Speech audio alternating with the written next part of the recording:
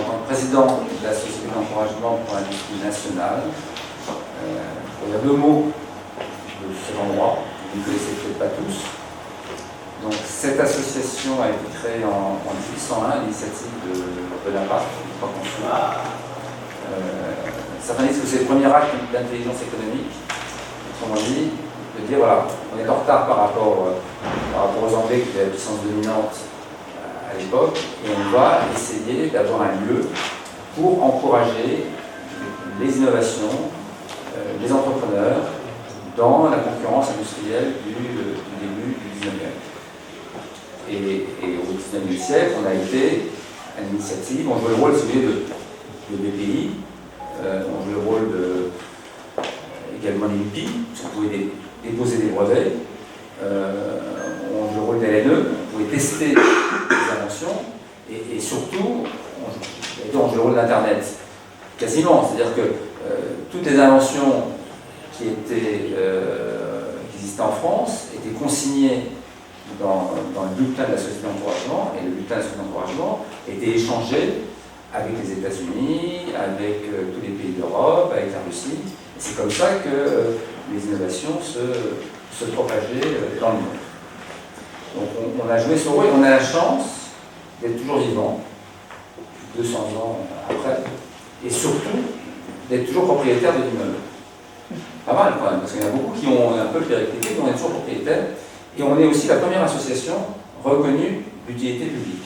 Le statut d'utilité publique a été inventé pour nous en 1824, sous Louis XVIII, parce que les entreprises qu'on aidait, il n'y avait pas le côté un peu particulier, c'est les entreprises qu'on aidait, financement avec des millions qui arrivaient, mais si elles avaient réussi, elles se sentaient un peu obligées de nous redonner un peu d'argent.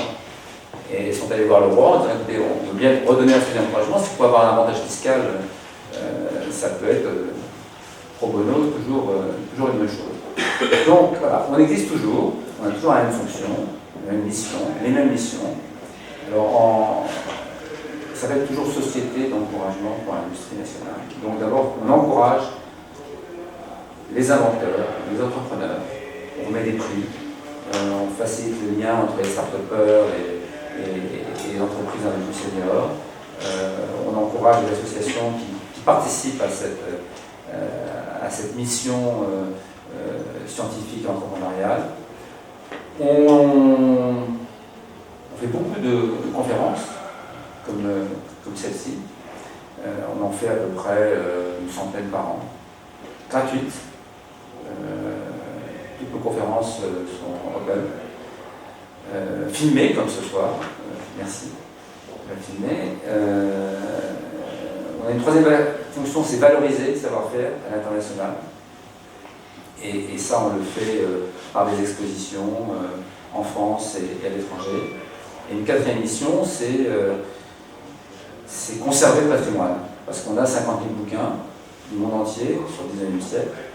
Et je pense que ça. Et puis on a un bel endroit, quelques historiens qui sont là, on essaie de faire vivre également le patrimoine de la société.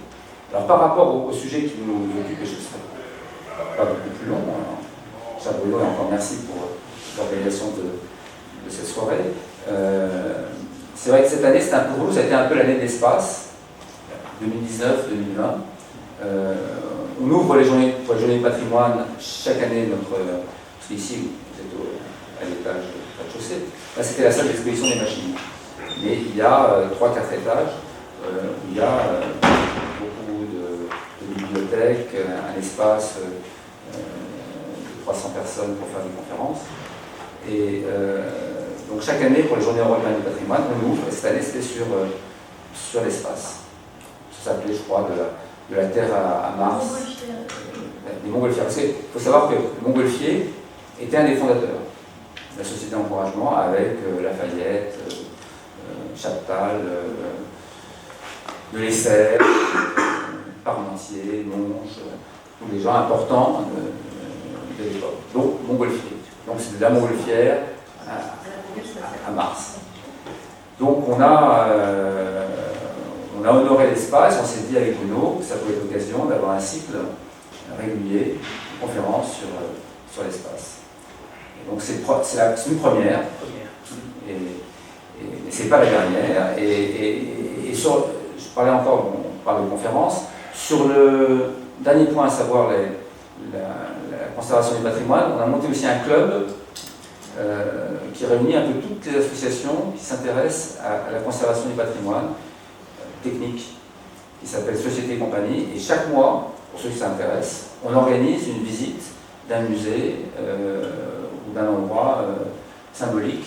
Donc on aura peut-être une, là où tu m'as emmené l'autre jour, dans le 16e arrondissement, la soufflerie Eiffel, Eiffel qui était membre de la société d'encouragement.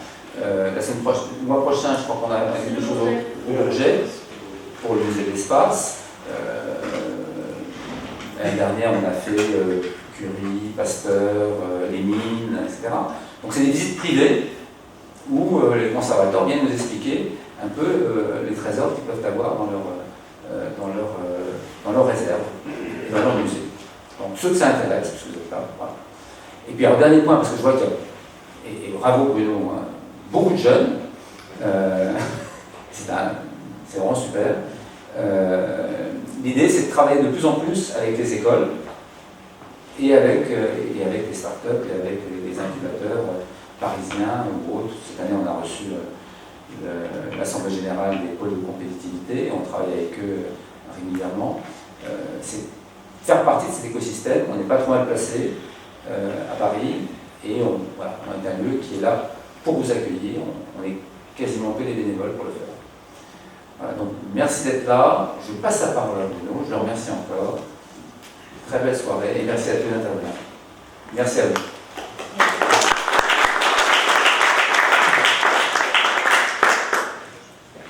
Merci Olivier de nous accueillir dans cet hôtel prestigieux et merci également pour ce survol historique qui nous a rappelé les débuts de cette société d'encouragement.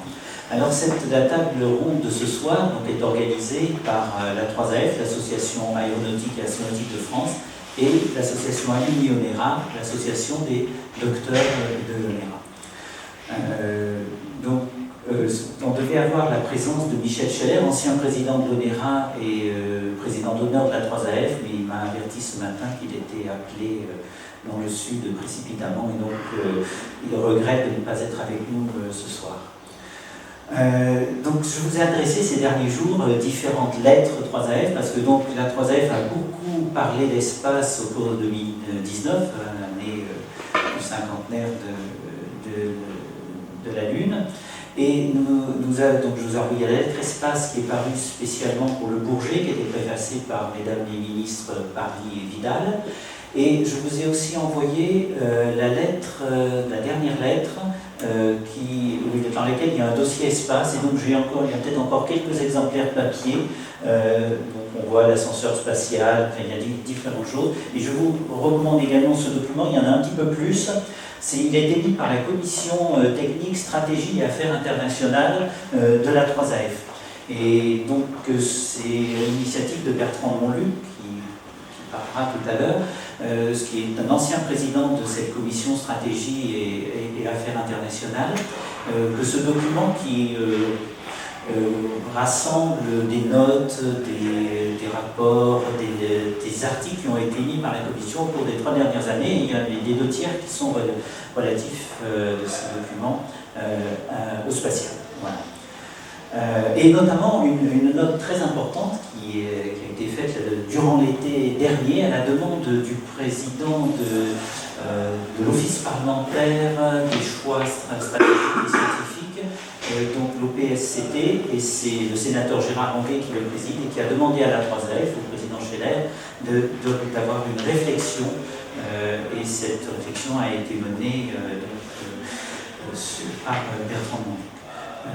Voilà. Et donc maintenant, je passe la parole à Florin Paume, qui est membre de l'Alumni Onera et que je remercie d'animer cette table. Merci beaucoup.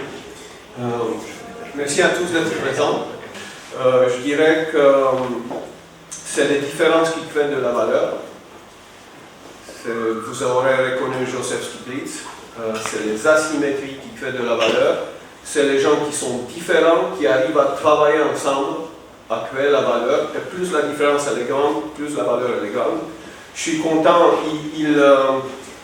Olivier mentionnait qu'il y a des jeunes, il y a des moins jeunes, il y a des gens indifférents, donc on est différents dans la salle. Je rencontre des copains, et ils ne le savent pas, des futurs copains. Donc on va essayer de travailler ensemble.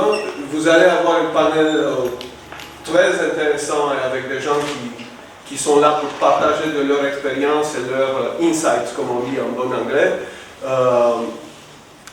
On va parler de New Space. Je pensais qu'il n'y a pas mieux que... Enfin, peut-être il y en a mieux, mais on l'a sous la main. Il n'y a pas mieux qu'Alain Dupas pour nous expliquer c'est quoi le New Space. Eh bien, donc, bonsoir à tous.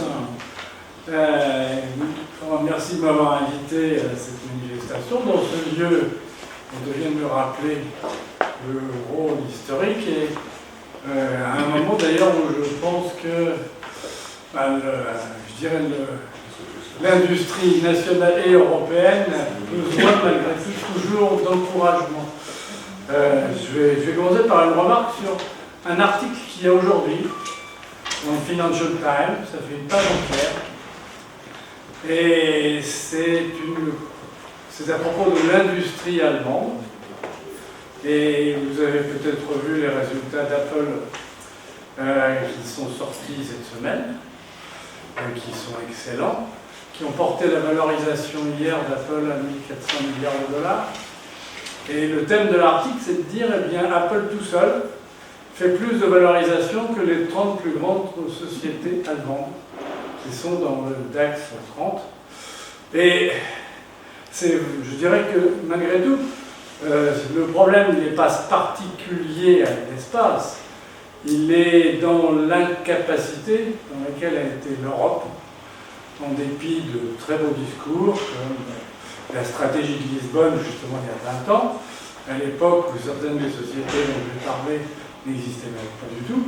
Il y a beaucoup de beaux discours, mais les géants de l'industrie dans le monde aujourd'hui, ils sont américains, et ils sont jeunes, et pour arriver en 20 ans ou en 25 ans à changer le monde, comme nous le fait, il faut croître très vite et appliquer des méthodes qu'on a beaucoup de mal à trouver en Europe. Le problème, ce ne sont pas les start-up, je pense qu'il y a des systèmes qui sont extrêmement efficaces en Europe, ce n'est pas des talents, c'est vraiment l'écosystème. Donc, comment est-il possible qu'une société qui en 1997, lorsque Steve Jobs a repris les commandes d'Apple, la boîte valait 3 milliards de dollars, et aujourd'hui c'est la première capitalisation mondiale avec 1400 milliards de dollars, donc plus que toutes les 30 premières sociétés allemandes. Il y a un vrai problème. Bon, alors, voilà l'image qui ouvre cette petite présentation. Je vais essayer, je ne suis pas très doué pour ça, mais je vais essayer de mon cours. C'est une image d'une mission de SpaceX. Je vais t'aider, je suis juste derrière. Voilà, c'est le retour des 2 boosters de la fusée Falcon Heavy, qui est aujourd'hui la plus puissante fusée existante au monde et qui est un résultat d'une initiative privée et avec des méthodes, en particulier le retour et la réutilisation ultérieure des boosters, qui est quelque chose qui a entièrement été fait par une initiative privée de la part d'un entrepreneur bien connu, Elon Musk, parce qu'il n'est pas seulement dans l'espace, c'est un multi-entrepreneur. Je dirais que la personne, sans doute historiquement, qui se rapproche de plus de ce qu'il est aujourd'hui, c'est Edison. Vous avez vu aussi que Tesla a dépassé la valorisation de 100 milliards de dollars, plus que Volkswagen, de jour. Donc, ceci, simplement pour dire que les choses peuvent aller très vite et que des entrepreneurs peuvent changer les choses complètement. L'image que vous avez là, il y a 20 ans, lorsque SpaceX a été créé, donc en 2002, c'était inimaginable. Et ça a été fait. Bon, et vous savez l'impact que ça a pu avoir sur l'espace européen. La montée de SpaceX n'a pas été du tout quelque chose qui a concerné uniquement les États-Unis, mais l'ensemble du secteur du transport spatial. Et nous avons été affectés, nous avons réagi, on a un programme, on a Ariane 6, etc. Mais ce qui est, c'est qu'en 2002, SpaceX, c'était 7 personnes. En 2020, c'est à peu près 7000 personnes. Et entre-temps, ça a complètement changé le paysage spatial. Bon, donc, et vous voyez bien, ça c'est un supplément du Wall Street Journal sur le futur. Et ce que vous voyez, bien, c'est qu'il y a quand même, mais disons, allez, justement, on parlait de la compétition entre l'Union soviétique et les États-Unis pour la conquête de la Lune. Et maintenant, ce que vous avez en couverture de journal, comme le Wall Street Journal, c'est la compétition entre deux hommes, deux entrepreneurs, Elon Musk et Jeff Bezos, avec leur société spatiale, SpaceX, et pour Jeff Bezos, Blue Origin. Donc, ça a vraiment beaucoup. C'est un phénomène récent. Alors, l'argent compte.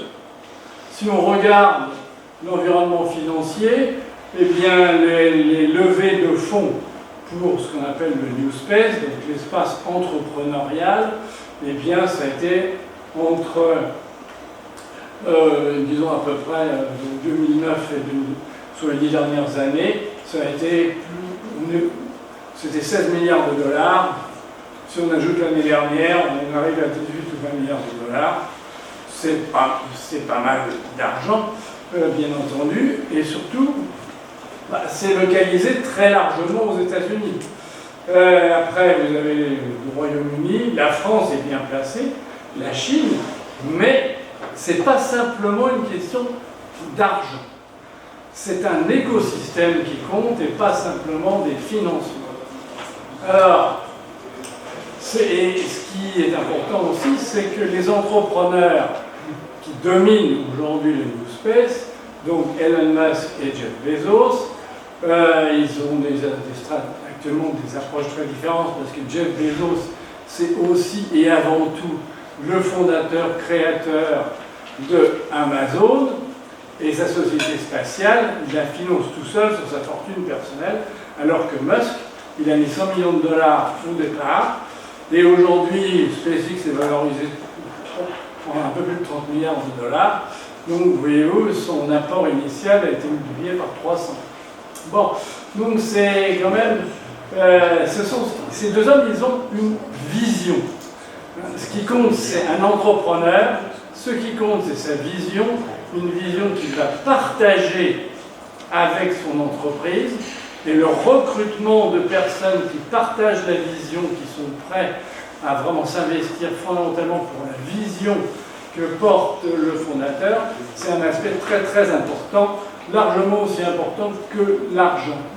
Alors, cela étant, ils ont des capacités d'investissement qui ne sont pas ridicules par rapport aux fonds étatiques, surtout si l'on considère que l'argent utilisé par des sociétés entrepreneuriales est de manière beaucoup plus efficace que par des structures étatiques.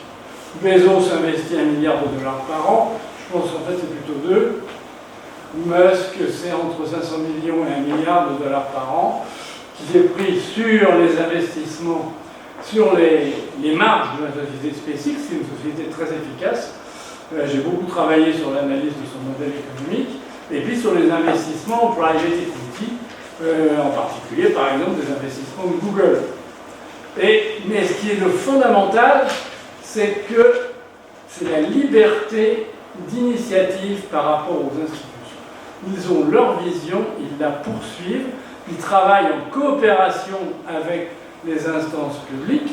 Le partenariat public-privé est extrêmement important aux États-Unis et d'une très positive, mais c'est l'important, donc c'est vraiment la vision de ces entrepreneurs et la manière dont ils s'organisent, dont ils montent leur société pour arriver à parvenir à leurs objectifs.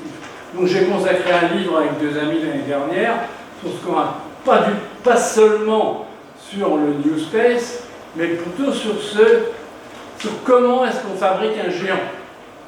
Comment Amazon a été créé en 1994, ça fait 25 ans. Je lis Apple, Steve Jobs, qui est vraiment un modèle, qui a disparu, mais ce qui est toujours là, c'est qu'il est revenu en 97, ça fait 22 ans. Et puis Musk, sa boîte a été créée en 2002. Comment est-ce que ces innovateurs ont réussi à créer des sociétés qui ont changé soit tout un secteur d'activité, soit carrément le monde, en 2 décennies. Et ça, donc j'ai consacré un livre dans lequel on a essayé d'établir 9 points qui peuvent expliquer comment ça marche en quelque sorte. Et pourquoi ici, on a beaucoup de mal à le faire. Bon, autre image SpaceX, une Tesla en orbite, lancée par la plus puissante fusée au monde, le Falcon Heavy, et les principes de base qui ont été résumés là par la patronne opérationnelle de SpaceX, c'est il faut des buts extrêmement ambitieux, absurdement ambitieux. Il faut mettre complètement le focus sur le progrès et l'innovation. Il faut avoir des cycles de feedback extrêmement courts et il faut avoir une équipe exceptionnelle. Bon, ouais. Et donc, d'autre part, juste pour résumer, parmi les principes appliqués dans ces sociétés qui expliquent un peu cette croissance extrêmement forte, il y a une hiérarchie écrasée, une organisation à géométrie variable, une remontée uniquement des informations qui sont nécessaires pour des décisions au niveau du dessus. Les cycles de décision sont très courts et aussi l'intégration verticale, c'est-à-dire essentiellement on fait tout à la maison pratique. Bon, ça c'est une planche de Amazon. Vous avez, c'est comme ça que ça a commencé, un petit bureau à Seattle en 1994. Cette boîte, Amazon.com, aujourd'hui numéro 1 du commerce en ligne, bien entendu, et a une valorisation qui est de l'ordre de 1 000 milliards de dollars, c'est-à-dire 25 ans. Et elle a changé, le moins qu'on puisse dire, c'est qu'elle a changé complètement un aspect de la vie sociale. Bon, alors l'impact du New Space est extrêmement important. Encore une fois, tout a commencé il y a à peu près 20 ans. Vous allez avoir dans 2-3 mois le premier vol habité commercial, avec une cabine commerciale, développée par une entreprise commerciale et que la NASA achètera comme un taxi. Bon, vous avez aujourd'hui les 2 principaux moteurs fusées les plus avancés qui ne sont pas développés par les entreprises traditionnelles ou par la NASA. C'est le Raptor de SpaceX et le BE-4 de Blue Origin. Les 2 plus importants moteurs fusées au monde aujourd'hui sont développés par des entreprises privées sur leur propre initiative. Les méga-constellations, ça fait des années que je dis, les méga-constellations vont avoir un impact énorme dans l'économie des années 2020 de la 5G. Vous avez vu encore hier un lancement de Starlink de 60 satellites. Ça peut changer, ça peut avoir un impact énorme sur l'économie du futur. Ce qui est arrivé aussi, c'est que pour bien entendu faire des méga-constellations qui contiennent des centaines ou des milliers de satellites, il faut les fabriquer vite. Eh bien, la mise en production en série, par exemple, des satellites d'une constellation qui est celle de OneWeb, c'est aujourd'hui arrivé. Les satellites, on les fait rouler beaucoup plus vite pour beaucoup moins cher. Impact du New Space. Starlink, donc, car SpaceX fait des fusées, des vaisseaux spatiaux, maintenant ils font des satellites. Ils fabriquent aujourd'hui 7 satellites par jour. Ce n'est pas des petits satellites, c'est des satellites de 260 kg. Et ils vont en lancer à peu près 100 par mois. Donc c'est vraiment un changement d'échelle complètement qui correspond à la vision du fondateur. Alors quand on parle de la compétition l'innovation dans le monde, on pense aux États-Unis, on peut penser aussi Chine. À côté des GAFA, seuls les Chinois étaient capables de faire les BATX, l'équivalent, dans le monde digital. Dans le monde de l'espace, il y a des choses qui se font, qui sont largement des copies, par exemple, de ce que fait SpaceX pour la récupération. Vous avez une marche vite en gauche. Mais très sincèrement, l'écosystème chinois dans le domaine spatial est étatique et il n'est pas du tout dans l'esprit du New Space tel que je viens d'en parler et que j'aimerais bien voir prendre beaucoup d'élan en Europe. Bon, alors, tout ça se place. Il y a une chose qui est en train d'arriver. SpaceX, au-delà de ce que j'ai montré, développe un véhicule qui s'appelle le Starship. Vous avez ici une image d'un prototype. Si le Starship est introduit dans les années 2020, il va complètement bouleverser le paysage de l'espace. C'est-à-dire non seulement aller dans l'espace sera bien plus facile, donc on pourrait y faire bien d'autres choses. L'imagination sera la limite. Et mon souhait, c'est que l'imagination, on la retrouve en Europe. Après ça, vous pouvez regarder plus loin. Donc, mon nouveau livre qui est paru la semaine dernière, il est consacré à ce que j'appelle le destin cosmique de l'humanité. Et ce que nous vivons aujourd'hui n'est jamais qu'un petit début. Voilà, merci.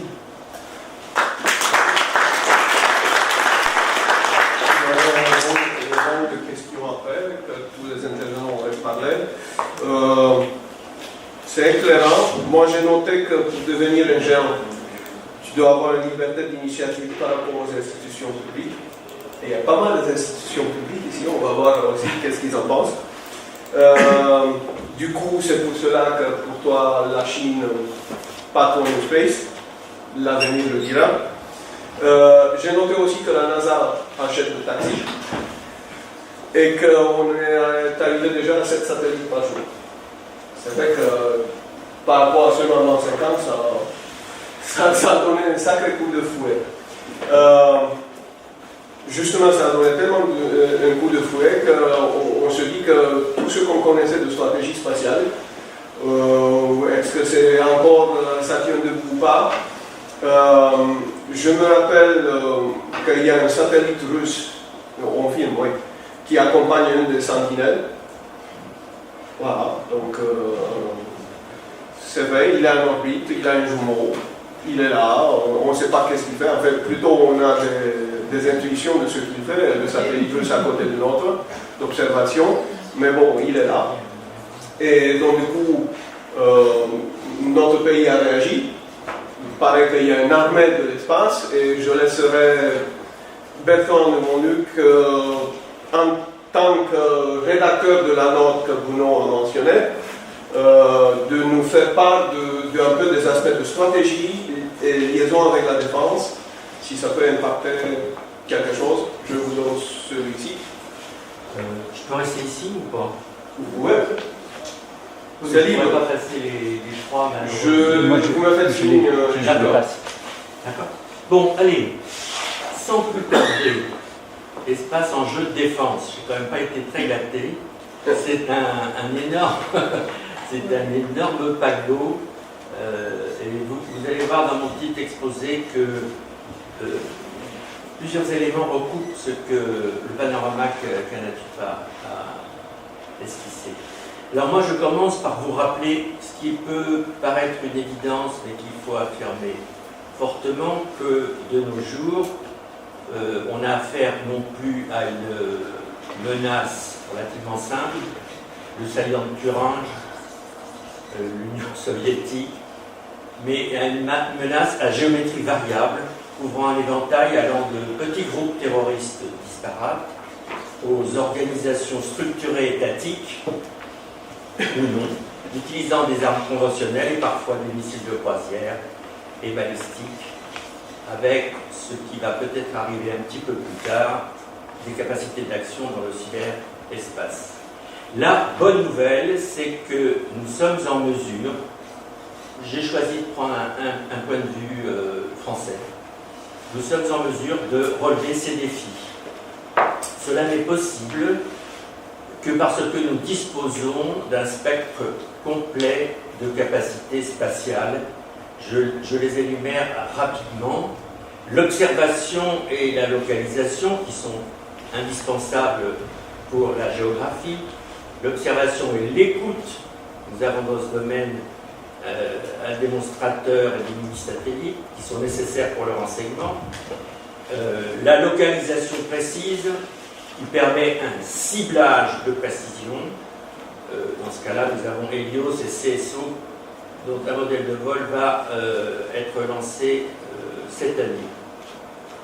Plus des satellites, appelons-les mixtes, c'est-à-dire duo, Pléiades, qui servent aussi bien à l'IGN qu'aux armées.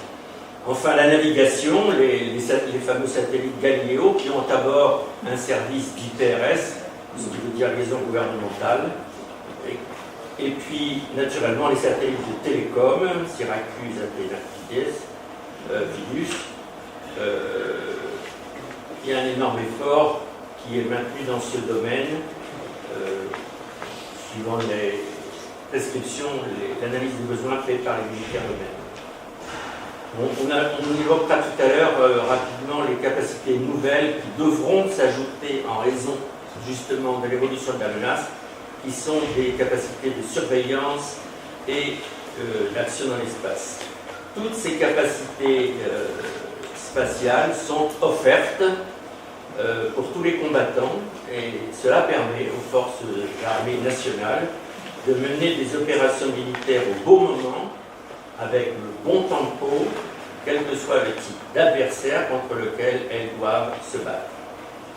C'est ainsi que la ministre des Armées, Mme Parly, a mis en place une doctrine et un commandement espace qui sera installé à Toulouse. Vous devez là mesurer l'importance de cette transition qui est une véritable transformation. C'est évident, je travaille avec Alain Dupart, que la première guerre du Golfe a joué avec l'apparition des moyens américains extrêmement puissants, puis la guerre d'Irak, ça a donné une éruption incroyable et cette transformation. Rappelons-nous, pour prendre un point de repère, que dans le début des années 80, où nous sommes rentrés au CNES, la logique de la dissuasion était l'arrêt du spatial militaire. Il s'agissait de pouvoir faire des dossiers géographiques et de ciblage. Alors aujourd'hui même, où en sommes-nous? Les systèmes spatiaux sont en effet utilisés par les forces sur les théâtres et à des fins tactiques. C'est une sorte de révolution puisque dorénavant les satellites sont une composante essentielle des opérations militaires. Des choses merveilleuses, les militaires le reconnaissent. On peut alors projetons-nous un petit peu encore plus en avant, 2050. Qu'est-ce qu'on peut imaginer comme amélioration qui serait accessible? Eh bien, la première, c'est un phénomène de démocratisation encore plus forte de l'accès aux capacités spatiales.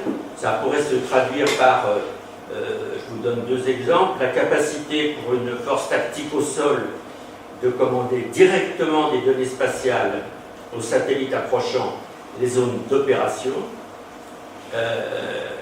des satellites d'écoute dédiés également à ce type d'emploi tactique. Il y a aussi la possibilité pour un centre d'opération sur le théâtre de suivre en temps réel le déroulement d'une opération. La seconde évolution se matérialise par la conduite d'opérations spatiales défensives et offensives dans le milieu spatial. Ça, c'est nouveau. C'est fonction de l'évolution de la conjoncture sino-russo-américaine. Aspect défensif pour protéger nos satellites de l'écoute ou des agressions, offensives pour, c'est encore un peu dans les limbes, pour recueillir des renseignements sur les satellites adverses et priver l'adversaire de son soutien spatial. Voilà pour l'effort politique, institutionnel. Là, les grands acteurs sont la DGA, le CNES et l'ONERA, et puis naturellement une industrie nationale et européenne derrière qui prend de plus en plus les choses en main. Alors l'effort européen, me dira-t-on, eh bien, la coopération européenne naturellement a été recherchée depuis une quinzaine d'années avec un peu de succès dans le domaine de l'observation. Dans le jargon, ça s'appelle l'USIS, mais c'est quand même une coopération qui est limitée puisque, en fait, on mutualise des échanges de données. Je m'explique. Pour aller plus loin, il faudrait que les programmes spatiaux européens soient conçus d'une façon différente. Ils devraient être aptes à répondre sans restriction, tant aux besoins ponctuels et occasionnels des petits pays européens, petits pays entre guillemets naturellement, aux exigences stratégiques des puissances plus traditionnelles. À l'exception des grandes puissances dans le monde qui gardent des objectifs de souveraineté nationale, la majorité des pays européens pourraient se satisfaire, suivant les besoins exprimés, par une instance comme le service européen d'action extérieure, c'est-à-dire, si vous voulez, un peu le ministre des Affaires étrangères de l'Union européenne. Là encore, je simplifie. Alors, au-delà du cadre européen, comme il a été dit précédemment, le domaine spatial s'ouvre à l'initiative privée ou semi-privée, tandis que, sur le fond du décor, les grandes puissances, comme la Russie, la Chine et l'Inde, continuent à privilégier l'investissement public. En tout cas, pour le moment. Ce que j'explique, ça pourrait conduire à une forme d'anarchie avec la multiplication des initiatives privées, plus ce qui est opéré à titre souverain par les grandes puissances, à une forme d'anarchie dans l'espace, et ça ouvre la question d'une régulation internationale comprenant des instruments de contrôle. Là-dessus, je ne développerai pas vraiment parce que vous imaginez que dans un monde comme celui d'aujourd'hui, où le multilatéralisme est un peu en déconfiture, c'est plus difficile que jamais de monter ce genre d'instrument de précaution. Alors là, je vais peut-être couper parce que ça recoupe ce que dit Alain Dupas. J'ai envie de terminer, c'est bon? J'ai envie de terminer en disant que, enfin en revenant en France,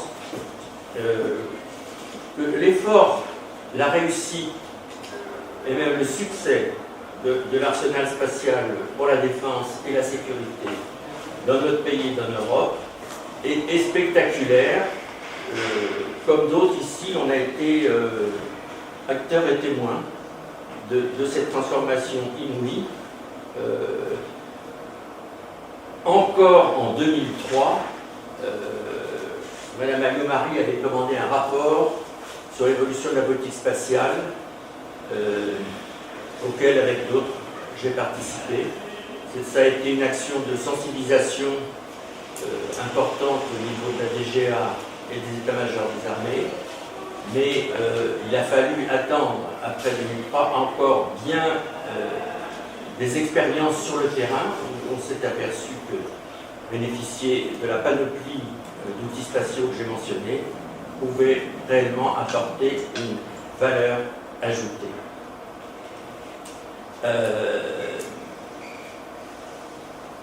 Alors, maintenant, le futur, l'horizon un peu futuriste.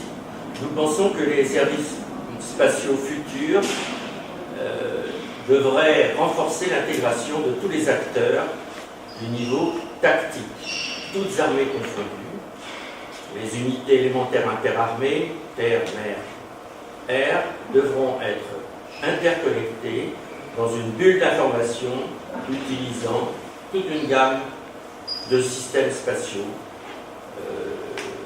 de type GPS, renseignement, communication, localisation, etc. Afin de tirer le meilleur parti des services offerts, il faudra que ces nouveaux instruments dont je parle, ces nouvelles capacités, ne soient pas imaginés trop top-down, mais naissent véritablement de l'expérience qu'ont acquis les soldats et les officiers supérieurs sur le terrain. Si, en tout cas cette fois, on pouvait, disons, comme je l'ai mentionné, à l'horizon 2050, renforcer encore cet arsenal de satellites qu'on a eu tant de mal à construire comme un niveau, il faut absolument que, comme je l'ai démontré, j'espère, le spatial étant utilisé maintenant de façon tactique sur les théâtres et par les agents des forces armées, émettent des besoins. Après une discussion que j'ai eue avec le général Jean-Daniel Testé, qui a été commandant interarmes espace il y a 3 ans, nous pensons que 3 pistes seraient intéressantes. La constitution de bases de données de référence, comprenant des images de très haute précision, y compris sur le domaine urbain, c'est-à-dire la 3D du domaine urbain. Vous voyez pourquoi. Il nous faudra aussi des renseignements sur les systèmes d'armes adverses, y compris leurs paramètres techniques et leur localisation, puisqu'on sait dorénavant que certaines grandes puissances n'hésitent plus aujourd'hui à aller écouter, observer nos propres systèmes spatiaux.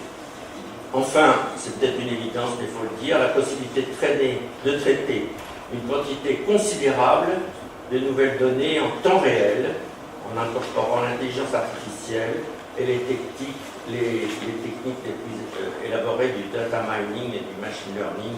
Ça, c'est plus jargon, disons l'intelligence artificielle. Merci. Je ne sais pas si vous étiez habitué un peu avec les acteurs qui parlent. Sinon, c'est tant mieux, parce que je pense que vous avez pu vraiment constater 2 mondes différents. On est bien d'accord, les Chinois, les Russes, tous les autres vont sur un système, quand les autres vont sur des géants privés. Ça me fait penser à un truc. Vous vous rappelez le cas où il y a eu un drone qui voulait filmer une Airbus au décollage sur Charles de Gaulle? Je mentor une étudiante qui a dû reprogrammer, a fait partie de l'équipe qui a dû reprogrammer le Sentinelle qui était visé par le premier train de Starlink. Donc en fait, le bonhomme, il a envoyé ses satellites en orbite et ils ont calculé qu'au bout de 2 ou 3 semaines, ça aurait fait un clash avec un Sentinelle ami. Et on lui a dit, mais qu'est-ce que tu as fait? Je dis, je sais que vous pouvez le réaligner, le faire changer de orbite, donc je compte sur vous. Vous voyez, c'est typiquement la même parallèle auquel on assiste.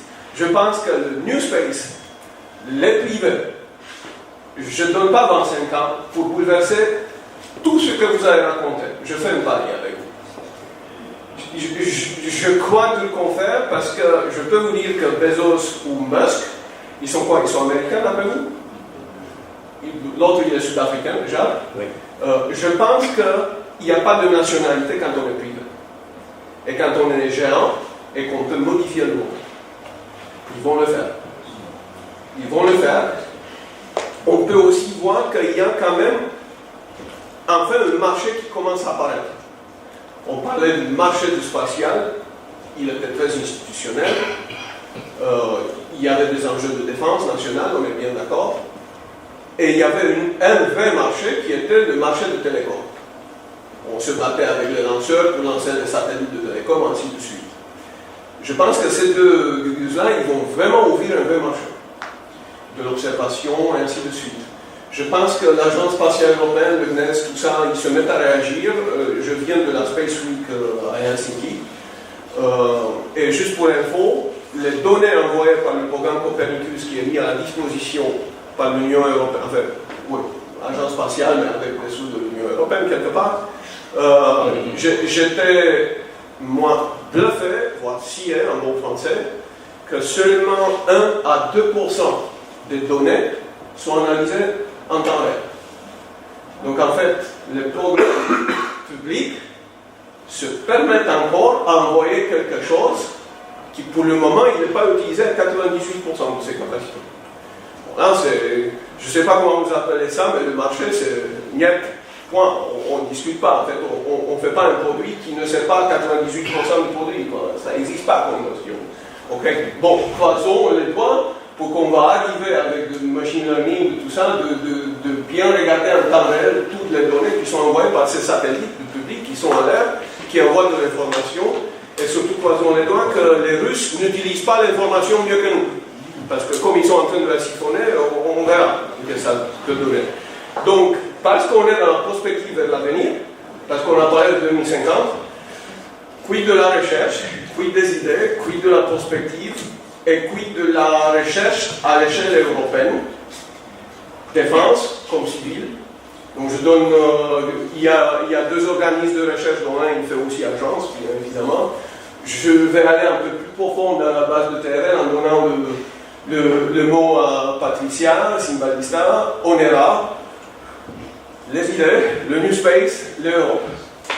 Patricia Simbaldista, je travaille à l'ONERA depuis 30 ans, intéressée par la recherche et par la recherche dans l'espace et l'espace de la recherche bien sûr. J'ai entendu des propos qui me font évoquer différentes réflexions. J'ai entendu le côté très moteur, vindicatif des États-Unis, de la Chine, d'autres nations, et l'appel très direct pour que l'Europe, dont la France, se bouge pour faire enfin naître quelque chose qui y ressemble. J'ai entendu également les besoins de la défense et l'appel sur l'évolution de ces nouvelles menaces et quelle est la réponse que l'on apporte. La France est très présente, le commandement de l'espace, qui a pris la suite du commandement international de l'espace. Il y a des évolutions. Et l'ONERA, qui est l'Office national d'études et de recherche aérospatiale, qui est un organisme public de recherche, donc national, a des projets et les met en œuvre de manière à accompagner ces développements. Là, on a parlé défense, on a parlé industrie. Il y a aussi d'autres acteurs. Il y a les besoins de connaissances, il y a les besoins de sciences, il y a les besoins de promouvoir les nouveaux domaines. On dit évolution de la menace, l'évolution des besoins. Les nouveaux besoins, c'est aussi comment on traite les données de Copernicus, comment on peut agir sur l'évolution du positionnement par satellite, par les satellites européens Galileo et EGNOS, qui commencent à entrer dans les transports, qui aussi sont actifs sur les échanges bancaires. Il y a plein d'applications. Donc je vais me recentrer sur la recherche qui accompagne tout cela. Pour vous dire 2 mots, puis-je te solliciter pour moi ? Merci. Moi je suis déjà avec le micro. C'est bon. Tu peux passer au suivant, je me suis présentée. Voilà. Donc l'ONERA, c'est l'office qui met en œuvre des missions de recherche et de développement afin d'orienter également cette recherche vis-à-vis de ces nouveaux besoins. Dans le domaine aérospatial, je mets aérospatial parce que bien souvent les liens sont, on s'aperçoit, de plus en plus étroits. Où se situe le début de l'espace, où s'arrête le domaine de l'aéronautique. Tout ça sont des choses qui sont également en évolution. La recherche, dans tous les cas, elle a une visée applicative. On est à la confluence de la recherche et de l'innovation. Quand je parle d'innovation, je parle de marché potentiel.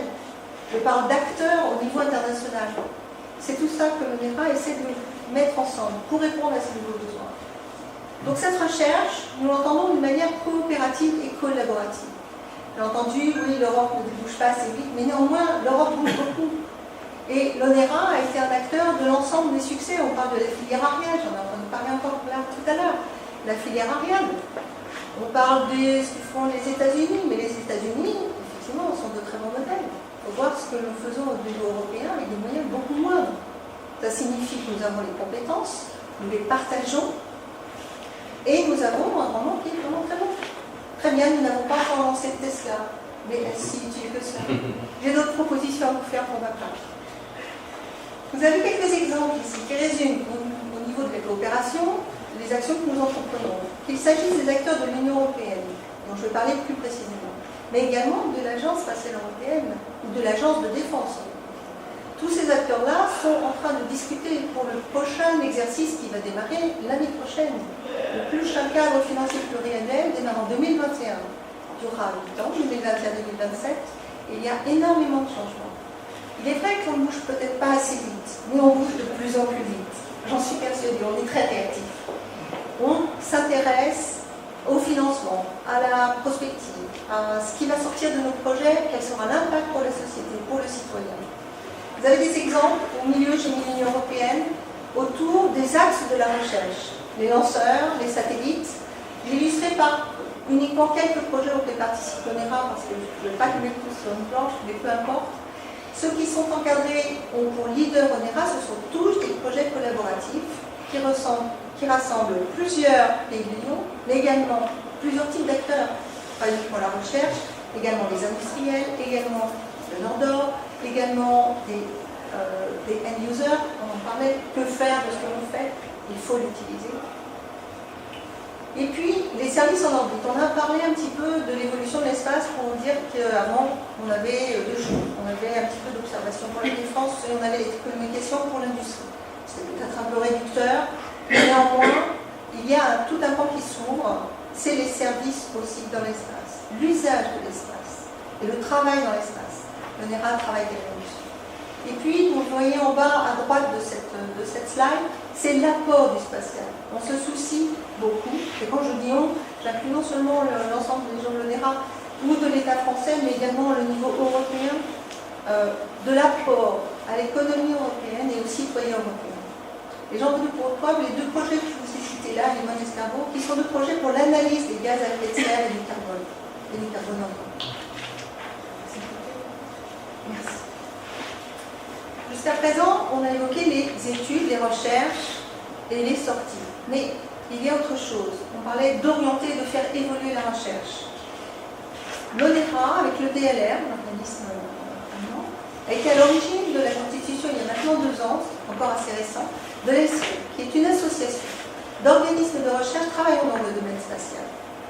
Cette association, l'ESRE, est composée au départ de 5, maintenant nous sommes 8 organismes de recherche répartis, vous pouvez le voir, sur l'ensemble du territoire européen.